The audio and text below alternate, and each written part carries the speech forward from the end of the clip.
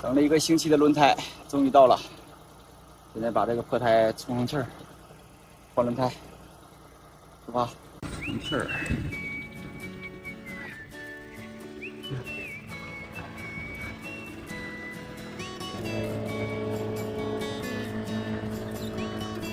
充电挺快，说就起来了。这4条胎。 换新鞋，轮胎怎么样？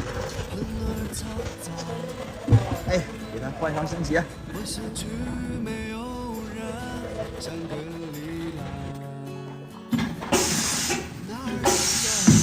这个胎，这里边这老多补丁。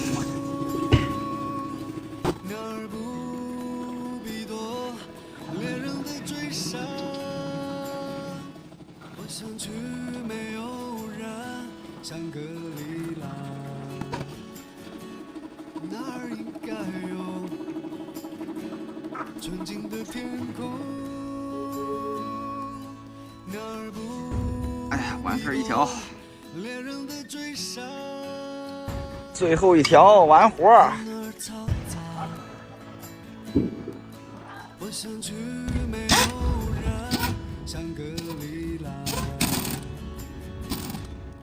检查气压。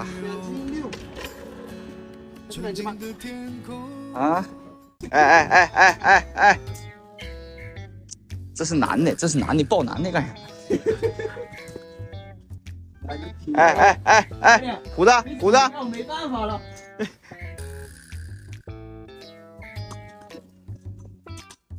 抱大腿是吧？天虎，抱大腿是吧？过分了啊！过分了。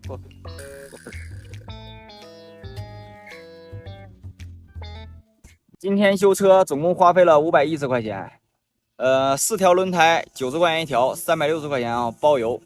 然后装轮胎、做动平衡，一共是花了100块钱。底裙跟上面的行李架底座是拆车件，50块钱包邮。所以说一共花了510块钱。你们觉得便宜不便宜？我感觉还是很经济实惠的。怎么样？新的。 感觉换上了，底盘还高了呢。车裙我自己弄的，也挺好，挺完美。行李架这个位置也给它修上了，也换的拆车件。完活都是啊。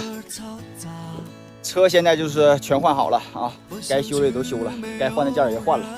然后天虎呢，病情也 稳定了，现在没什么大事，就是不能吃硬东西。这2天马上出发，饼叉叉进账。